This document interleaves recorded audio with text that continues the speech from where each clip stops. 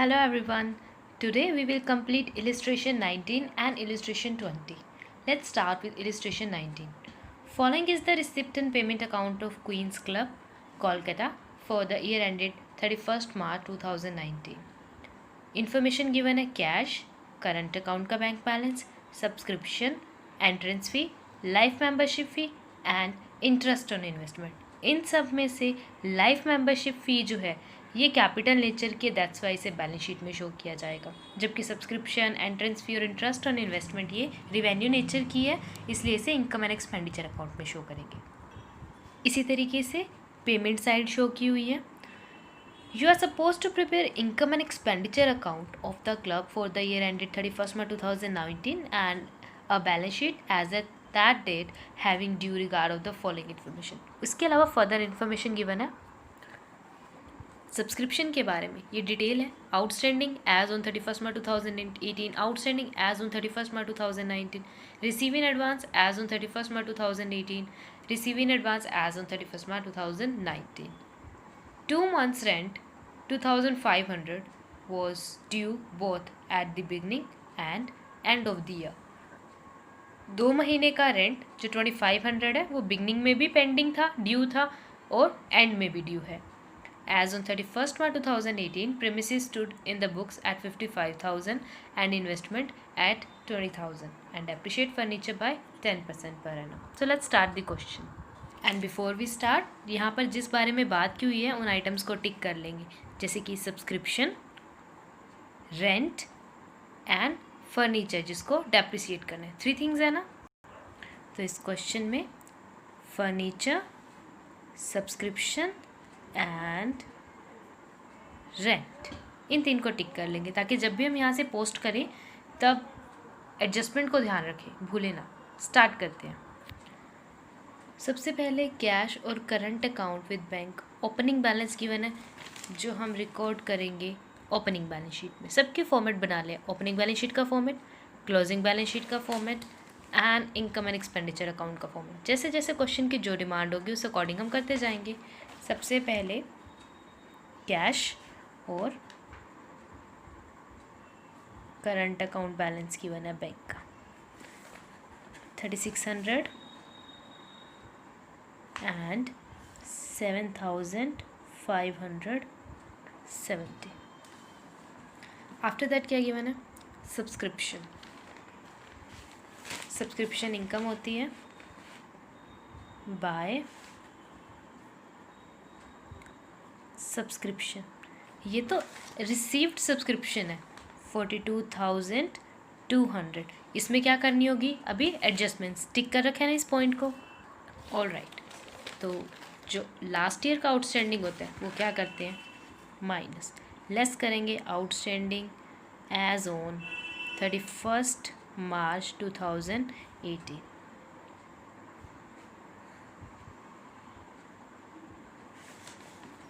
उसके बाद current year का आउटस्टैंडिंग है वो क्या करेंगे? ऐड करेंगे outstanding as on 31st March 2019।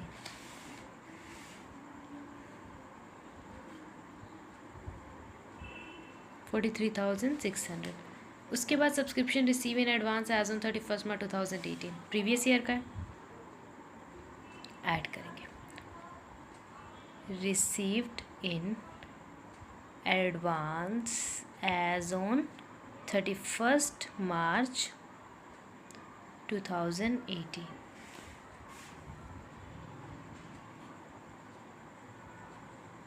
$45,100। और जो करंट ईयर में एडवांस रिसीव हुआ है उसे माइनस करते हैं।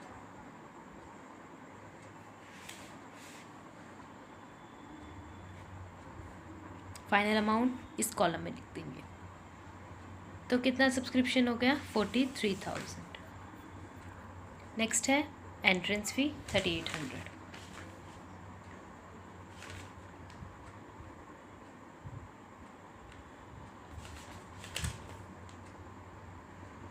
एंड सेकेंड थिंग, देखो जो ये हमने सारी ट्रांजेक्शन्स की है ना, इसका भी वन साइड इफेक्ट रहता है, इन्हें बैलेंस शीट में भी दिखाना रहता है।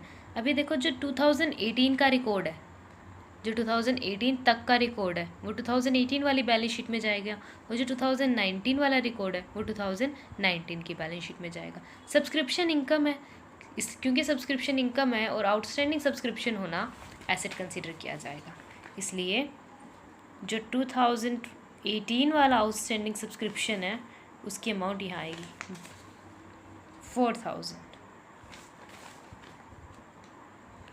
और 5400 यहाँ आ जाएगा।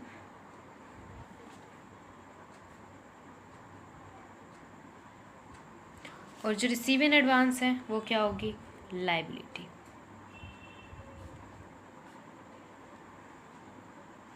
टू 2018 में 1500 और 2019 में 2100, राइट। एंट्रेंस फी भी रिकॉर्ड कर दी। लाइफ मेंबरशिप फ़ी, लाइफ मेंबरशिप फ़ी क्या होगी, एसेट, सॉरी आई मीन ये बैलेंस शीट में जाएगी। ये क्या है, एक तरह की कैपिटल रिसिप्ट, और कैपिटल रिसिप्ट को लाइबिलिटी साइड शो करेंगे। करंट ईयर की बैलेंस शीट में जाएगी लाइफ मेंबरशिप फ़ी 6000 है। Interest on investment 200 rupees, income and expenditure account में दिखाएंगे।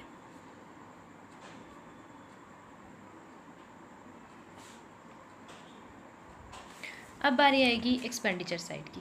Bye rent, rate and taxes, यहाँ पर टिक है, और जो इसकी एडजस्टमेंट थी उसमें ये कहा हुआ था कि 2 महीने का रेंट जो कि 2500 रुपीज़ है, ईच मंथ का नहीं, टोटल रेंट 2500 रुपीज़ है, वो स्टार्टिंग में भी आउटस्टैंडिंग था and at the end of year भी आउटस्टैंडिंग है। और आपको याद होगा जब हमने कल सीखा था तब ये पढ़ा था, उसमें जो प्रीवियस ईयर के आउटस्टैंडिंग होते एक्सपेंसेस उन्हें माइनस किया जाएगा और करंट ईयर के आउटस्टैंडिंग को ऐड किया जाएगा। तो नोट करते हैं, rent, rate and tax expenditure का पार्ट है, to rent, rate and taxes, यहाँ पर गिवन है 15,000 रुपीज़। अब इसमें से हम लेस करेंगे outstanding as on 31 March 2018 2500, amount आ जाएगी 12,500, और इसमें ऐड करेंगे outstanding as on 31 March 2019 that is also 2500। तो अल्टीमेटली अमाउंट क्या रहेगा, 15,000। बट जो ये वाले 2500 है ये 31 मार्च 2018 की है, आउटस्टैंडिंग को लाइबिलिटी साइड शो करेंगे, क्योंकि रेंट, रेट और जो ये टैक्सेस है ना ये एक्सपेंडिचर है, और जब एक्सपेंडिचर आउटस्टैंडिंग होते हैं वो बोझ होते हैं कंपनी पर। आउटस्टैंडिंग रेंट 2500 और at the end of year भी इतना है, तो जो करंट ईयर की बैलेंस शीट है वहाँ भी शो करेंगे, राइट। उसके बाद advertisement, salary, insurance premium, electric charges, telephone expenses, यहाँ तक एडवर्टाइजमेंट से लेके टेलीफोन एक्सपेंसेस तक ये सब रिकॉर्ड करेंगे एज इट इज़, क्योंकि इस पर किसी पे टिक भी नहीं है तो मतलब कोई एडजस्टमेंट भी नहीं है, तो मैं सीधा ये राइट कर रही हूँ। तो ये सब रिकॉर्ड कर दिया एडवर्टाइजमेंट से टेलीफोन एक्सपेंसेस तक। टेलीफोन एक्सपेंसेस के बाद मेंशन है फर्नीचर, फर्नीचर जो कि परचेज़ किया 1 अक्टूबर 2018 को, कितने का है, 8000, और इस पर जो ये टिक पॉइंट है वो ये शो कर रहा है कि इसमें एक एडजस्टमेंट करनी है, और वो एडजस्टमेंट ये थी फर्नीचर को 10% की रेट से डेप्रीशिएट करना है। फर्स्ट ऑफ ऑल फर्नीचर एक एसेट इंक्रीज हो गई 8000 से, है ना, उसमें से डेप्रीसिएशन माइनस करना बाकी है, बट वैसे 8000 का फर्नीचर है, तो इसे करंट ईयर की बैलेंस शीट में एसेट साइड शो करेंगे, फर्नीचर 8000, और इसमें से भी क्या लेस करना है, डेप्रीसिएशन। देखो 8000 का है और 1 अक्टूबर को ख़रीदा है, 31 मार्च तक कितना रहेगा, 6 मंथ्स। अगर 8000 का 10% करें तो 800, और अगर हम 6 मंथ्स का फाइंड करें तो 400, तो ये कितने से डेप्रिसिएट होगा, 400 रुपीज़ से। इट मीन्स फर्नीचर कितने का है फर्म के पास, 7600 का है। एंड जो ये डेप्रिसिएशन होता है, क्योंकि डेप्रिसिएशन एक तरह का एक्सपेंस होता है, तो उसे इनकम एंड एक्सपेंडिचर अकाउंट में एक्सपेंस साइड भी दिखाया जाएगा, डेप्रिसिएशन 400। आफ्टर दैट हमें क्या गिवन है, बैलेंसेस, बैलेंस ऑफ कैश और current account with bank. Closing balance है तो ये क्लोजिंग बैलेंस शीट में जाएंगे। कैश जो कि 2440 है और करंट अकाउंट जो बैंक में है वो है 1770 रुपीज़, राइट।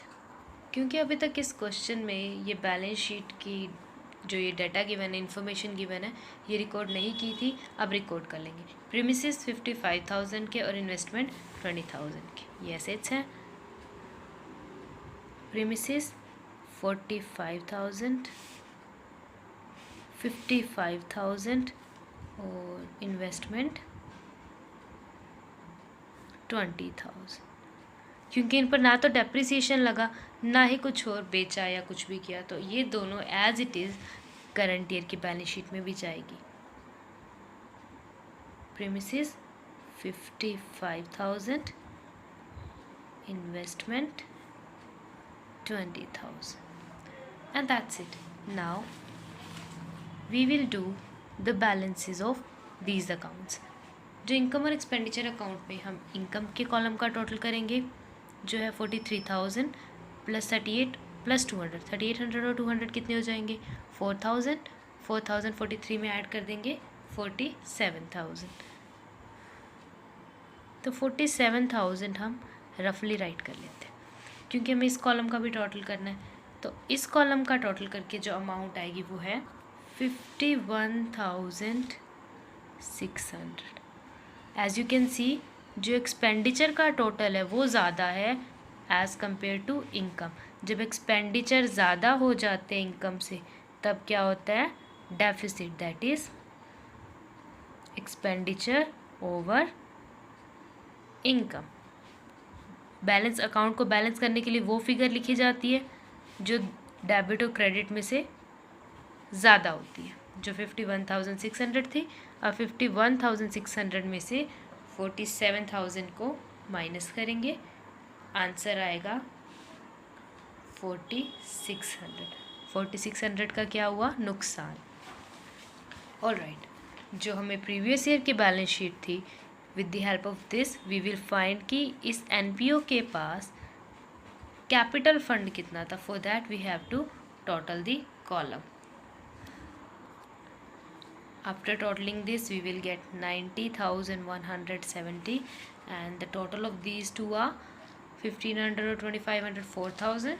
इसमें से 4,000 माइनस कर देंगे, आंसर आएगा 86,170। ये क्या हो जाएगा, कैपिटल फंड, और इसके ब्रैकेट में हम लिख देंगे बैलेंसिंग फिगर जो हमने फाइंड कर ली। अब इस बैलेंसिंग फिगर को हम बैलेंस शीट में दिखाएंगे।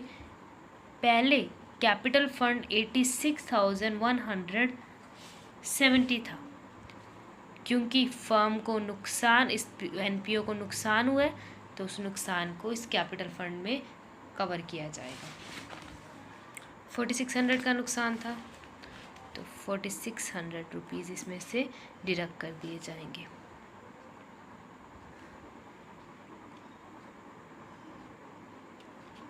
$81,570।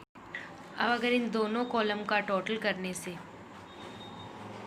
बैलेंस इक्वल आ जाता है, इट मीन्स क्वेश्चन लगभग सही किया है। Now look at the illustration 20। In this question we have given receipt and payment account and similarly कुछ अदर इन्फॉर्मेशन गिवन है, और आपको इनकम और एक्सपेंडिचर अकाउंट और बैलेंस शीट बनानी है। ये क्वेश्चन सिमिलर है, बस जो बातें आप ऑलरेडी कर चुके हो और आपको ध्यान रखनी है वो ये है, जैसे कि एक पेमेंट साइड में टूर्नामेंट एक्सपेंसेस है, और अगर आप रिसिप्ट साइड देखोगे तो क्या है, टूर्नामेंट फंड है। जब किसी एक्सपेंस को मीट करने के लिए स्पेसिफिक फंड अवेलेबल होता है, तो उस एक्सपेंस को उस पर्टिकुलर फंड में से डिडक्ट किया जाता है। ये हमने इलस्ट्रेशन 3, 4 और 5 में सीखा था। अगर आपको ये पॉइंट लर्न नहीं है तो पहले 3 to 5 इलस्ट्रेशन को अगेन करो। नेक्स्ट पॉइंट इज़ जब हम देखते हैं कि फर्म के पास 12% इन्वेस्टमेंट है 30,000 रुपीज़ की, यहाँ पर बताया हो कि फर्म की इन्वेस्टमेंट है 30,000 जो बेसिकली एक एसेट है, बट इन्वेस्टमेंट के आगे जब इन्होंने लिख दिया 12%, तो इसका मतलब है कि इस इन्वेस्टमेंट पर एनुअली 12% इंटरेस्ट रिसीव होगा। और अगर आप रिसिप्ट साइज देखो तो कहीं पर भी इंटरेस्ट ऑन इन्वेस्टमेंट मेंशन नहीं किया। जब एक बिजनेस के पास, जब एक एनपीओ के पास इन्वेस्टमेंट है और उसकी रेट भी है 12%, तो डेफिनेटली इंटरेस्ट ऑन इन्वेस्टमेंट तो होगा। तो हम ये एज्यूम करेंगे कि ये वो इंटरेस्ट ऑन इन्वेस्टमेंट है जिसका एक भी रुपया भी नहीं मिला। जब आप अर्न कर चुके हो बट आपको पैसा नहीं मिलता, उसे बोलते हैं एक्रूड इंटरेस्ट। और एक्रूड इंटरेस्ट एक बिजनेस के लिए एसेट होती है, क्योंकि वो कमा तो चुकी है बट पैसा नहीं मिला। यहाँ पे एक बिलियर टेबल परचेज किया 20,000 का, और जिसे डेप्रिशिएट करना है 10%। बिलियर टेबल एक तरह की एसेट है, उसे नॉर्मल एसेट पर जैसे आप डेप्रिसिएशन लगाते हैं वैसे ही इस पर डेप्रिसिएशन लगाएंगे। यहाँ का है depreciation charge on these item. These मतलब बिल्डिंग पर डेप्रिसिएशन लगेगा, फर्नीचर पर डेप्रिसिएशन लगेगा एंड स्पोर्ट्स इक्विपमेंट पर भी डेप्रिसिएशन लगेगा। और स्पोर्ट्स इक्विपमेंट पर डेप्रिसिएशन लगाते हुए ध्यान रहे कि 30,000 तो ऑलरेडी था, बट इस साल कितने का परचेज़ किया 40, तो टोटल स्पोर्ट्स इक्विपमेंट कितने के हो गए इस बिज़नेस के पास 70,000, तो डेप्रिसिएशन भी किस पर लगेगा 70। बस ये कुछ पॉइंट्स थे जो ध्यान रखने हैं, इसके अलावा सारा क्वेश्चन सेम ही है जो आपको खुद ट्राई करना है। एंड एज ऑलवेज अगर आपको कोई प्रॉब्लम आती है you can contact me. Hope you understood today's lecture. Thank you.